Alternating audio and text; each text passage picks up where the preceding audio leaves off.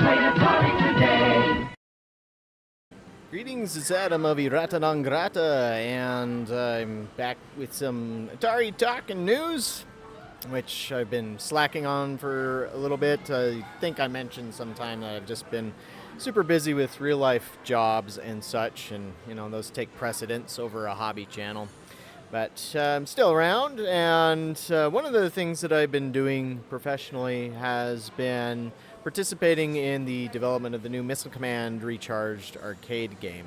And it's more from a design side of things than like actual coding and whatnot. But if you follow me over on arcadeheroes.com, which is another one of the jobs that I do, I was recently at the Amusement Expo 2025 event in Las Vegas, Nevada, where Alan One brought the first version of Missile Command Recharged, as you see on the video here.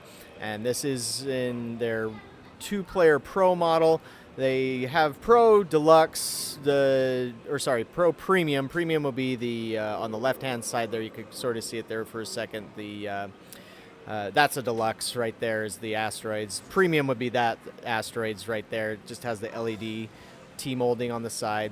But Asteroids Recharge does use trackballs. It has 3 buttons for the missile bases, and then it uses the cone-shaped Atari Start the volcano buttons, as I believe they're usually called, as Atari used those not on all of their arcade machines, but for some of their most popular arcade machines they did use those.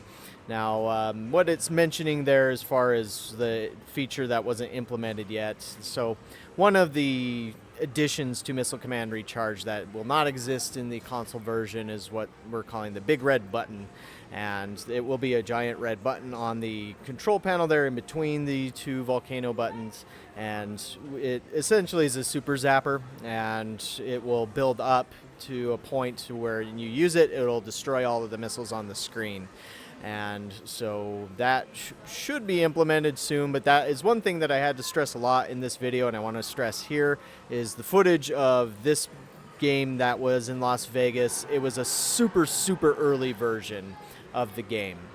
And so most of the changes that were going to be implemented hadn't been implemented yet. I'd say 95% of the changes had not been implemented yet. And so that's important to note there. Now, one of the things that I wanted to bring up in this video is that Midwest Gaming Classic is starting tomorrow, at least from when I'm recording this. And at that event in Wisconsin, they will have Asteroids Recharged arcade, as well as a much updated version of Missile Command Recharged. Now, I have not been able to see what software was shipped out with it, so that also won't have 100% of the changes in place, but it will have more than what you're seeing here. But of course, since I don't know what all of those are, I can't get into a ton of detail on it, other than I know what some of the things that are supposed to be implemented for the final, aside from the big red button feature. No grid in the background, changing the backgrounds themselves, because it's very strange to have this giant city in the background and then you have these really tiny cities in the foreground. And so those backdrops are going to change. There's going to be wave-based gameplay, just like the original. It'll say defend cities. There'll be voiceovers. And also the final screen should also say something like the end there too. But again, like I said, I don't know 100% for certain which all of the features that they might have gotten implemented. I just know that there were some that are going to be there. So if you're going to be attending Midwest Gaming Classic, then go to the Atari booth, where you will be able to meet with Brad from Alan One and play both Asteroids Recharged Arcade as well as Missile Command Recharged Arcade. Perhaps that will have the MES integrated into it. I think they mentioned that would be a part of it.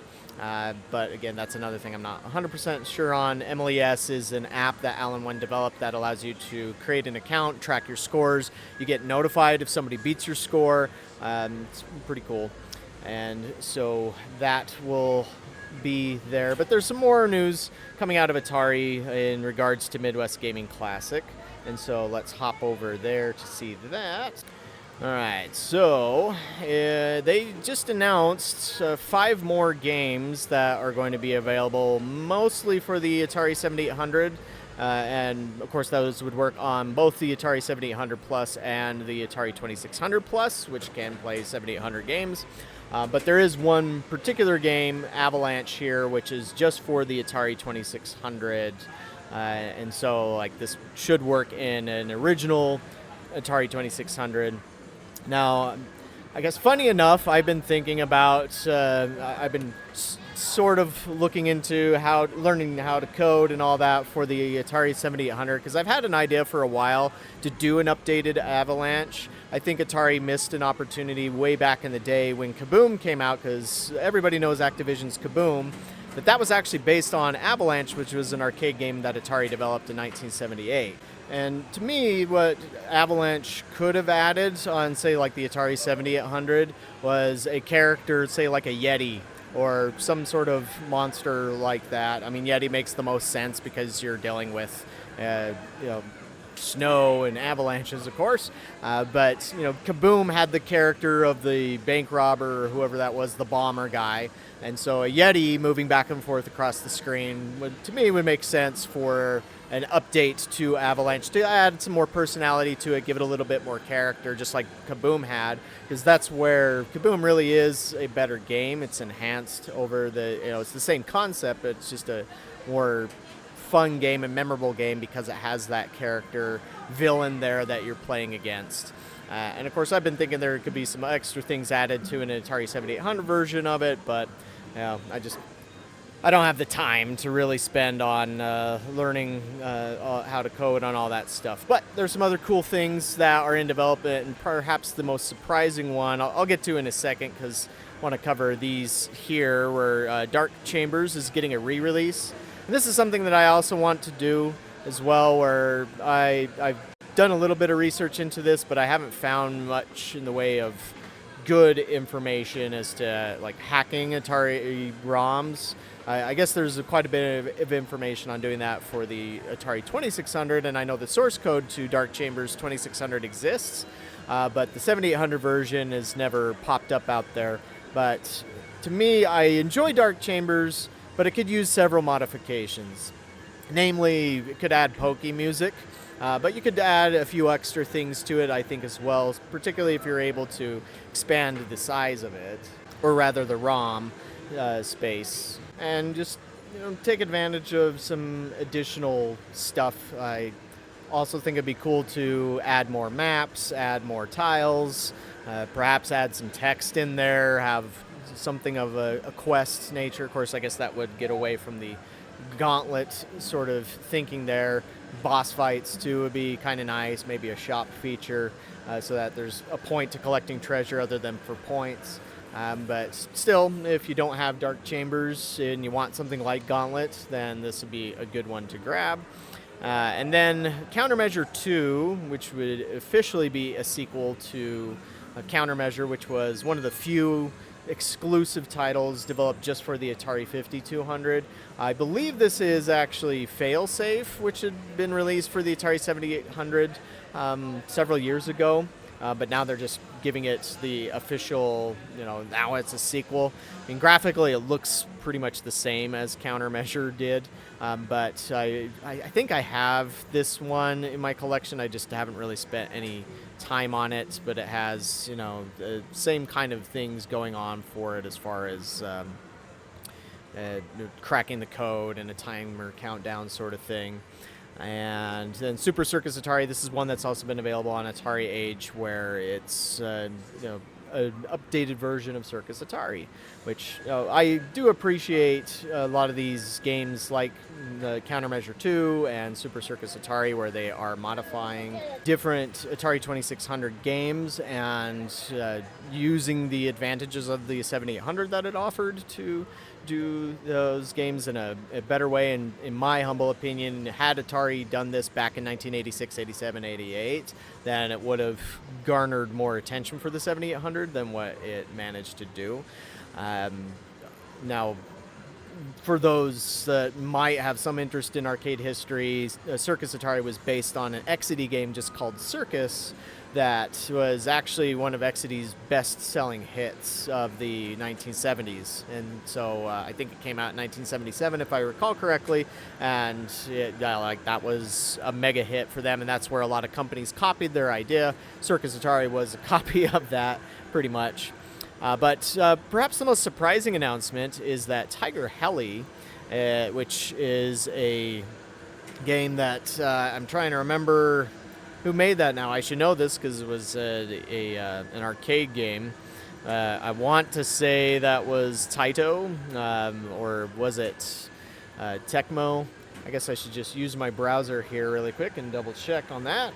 Okay, yeah, it was Taito, as I thought. Romstar had licensed the game for sale in the United States, but it was otherwise created in Japan by Taito.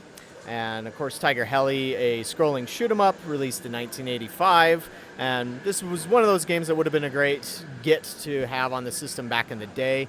But Taito just never was really interested in working with Atari and licensing stuff out. They were more focused on the NES for any home console stuff, or I think it was more the SNES. And I know they did some other stuff too, like Darius was on the TurboGrafx 16 and of course PC Engine over in Japan, and there was some Mega Drive versions of that. But either way, yeah, we're finally getting some scrolling shoot-'em-up action from Tiger-Heli, which, maybe a little bit of 1942 there mixed in with an early type of Raiden, I guess you could say. But I should have looked at this on the other games, but ships July 2025. I would assume that might be the case for the other games. Yeah, July 2025. Let's see, Avalanche. Yep, all July 2025 for that. So yeah, these games, which are $30 each, are you interested in grabbing them? What other games would you like to see them bring to the 7800? I mean, out of all these, I'd probably be looking at getting Tiger-Heli, maybe Avalanche as well. Probably need some new paddle controllers, though. But yeah, let me know what you think about all this news, and we'll catch you on the next video, which I think I said this last time. I'm still working on my Atari Panther video. That's when I've been able to write some scripting and do a lot of research. I just haven't had the time to sit down and really work on it. As you've probably noticed in this video, there's been a lot of cuts, sudden cuts, because I'm at my arcade and having to help customers because it's been pretty busy today. But thank you for watching. We'll see you around.